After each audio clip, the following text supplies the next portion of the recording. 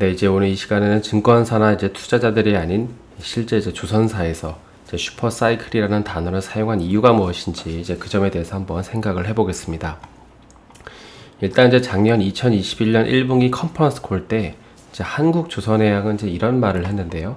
여기 이제 하이라이트를 쳐놨지만은 이제 이 기사에서도 잘 나와 있듯이 당시 한국조선해양은 이제 슈퍼사이클에 진입했다고 단언하기는 어렵지만 지금의 조선업황이 이 슈퍼사이클 진입 직전이었던 2003년 초입과 비슷하다라고 말을 했습니다. 그래서 이제 그러면서 그 근거로 이제 2023년까지, 그러니까 2021년 기준으로 이제 2.5년치가 이제 수주 물량이 확보됐다고 얘기를 했는데, 이제 그러니까 한 주양이 볼 때 현재 이제 추가 수주를 받지 않아도, 그러니까 도크를 비우지 않고 일할 물량이 2.5년치나 쌓여 있기 때문에 슈퍼사이클을 목도에 두고 있다고 말을 한 것입니다. 그럼 이제 도대체 수주 잔고가 이제 2.5년이 되면 이제 어떤 변화가 생기기에 이제 슈퍼사이클이라는 단어까지 사용을 한 걸까요? 이 조선업에 투자하고 계신 분들이라면 뭐 잘 아시겠지만 이제 일반적으로 대규모 설비 투자를 기반으로 하는 이 조선업은 이제 장치 산업인 동시에 이제 수주 산업의 특성을 가지고 있습니다.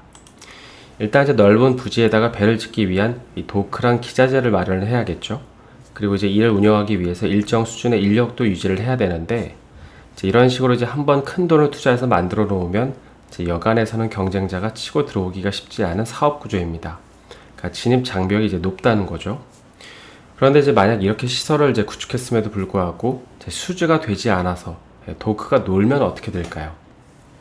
고정비가 계속 빠져나가기 때문에 이제 엄청난 손해가 발생을 하게 되죠. 그래서 이제 이런 이유 때문에 보통 조선사들은 이제 저가 수주를 해서라도 도크가 비어 있는 상황만은 피하려는 거고, 이제 그러다 보니까 이제 이 시기에는 이 조선사가 아니라 선사가 선박 가격 결정권이라는 걸 쥐고 있습니다. 그러면 이제 만약에 반대로 이 수주 잔고가 얼마나 채워져야 이 조선사가 선박 가격 결정권을 가져올까요?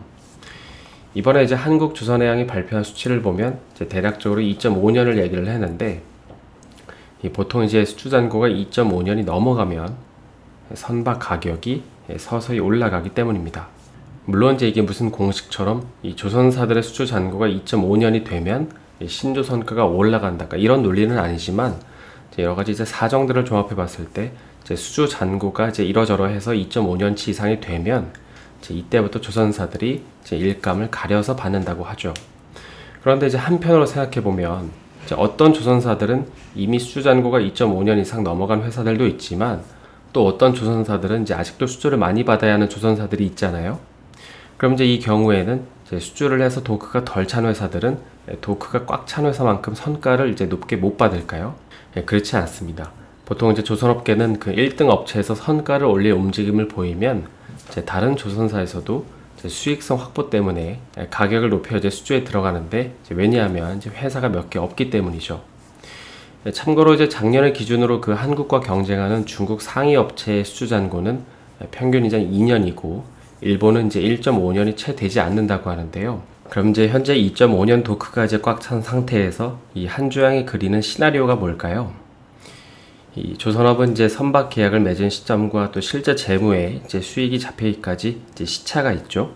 보통 이제 이런 실적이 재무제표에 반영되려면 적어도 이제 1.5년은 이제 지나야 됩니다. 실제로 이제 작년에 그 한국조선해양의 2분기 실적을 보게 되면 매출은 이제 3조 8천억 정도 기록을 했지만 이제 영업 손실은 무려 이제 9천억 원을 발표를 했는데, 그런데 이제 앞으로 한주양이 보기에 이런 손실폭은 이제 줄어들거나 혹은 이제 흑자를 기대한다는 것이죠. 왜냐하면 이제 그동안 조선사들이 어려움을 겪었던 이유 중에 하나는 이 헤비테일 계약이라는 게 있었는데, 이제 이건 이제 선금을 한 40% 정도 받고 마지막에 이제 잔금 60%를 이제 지급하는 방식입니다. 그러니까 이제 배를 완전히 인도를 받은 뒤에 이제 나머지 대금을 지급을 해주려고 하다 보니까는 조선사 입장에서는 선금을 받은 후에 중간중간에 지급해야 될 대금들이 있잖아요. 그러니까 이게 이제 부족하면은 은행 대출을 통해서 마련을 해야 되는데, 이제 은행 대출에도 이자가 발생하니까 이제 수익성이 다 악화될 수밖에 없었던 것입니다. 그러니까 가뜩이나 낮은 계약으로 선박을 계약했는데 이제 이자 부담까지 발생하다 보니까 정말로 남는 게 없었던 것이죠. 하지만 이제 현재는 선가도 높게 받고 이제 가격 결정권도 이제 조선사한테 있다 보니까는 이제 이런 안 좋은 계약건들이 거의 없고, 따라서 이제 안 좋은 계약 조건으로 이제 계약한 이 선박 인도가 끝나는 내년부터는 좋은 선가에 계약한 선박들이 재물을 좀 개선시킬 것으로 좀 기대를 하는 것 같습니다. 그래서 오늘은 이제 한국조선해양이 언급한 이 슈퍼사이클이 의미하는 바가 뭔지를 좀 생각해 봤는데요. 오늘 영상이 도움이 되셨다면 좋아요와 구독 부탁드립니다.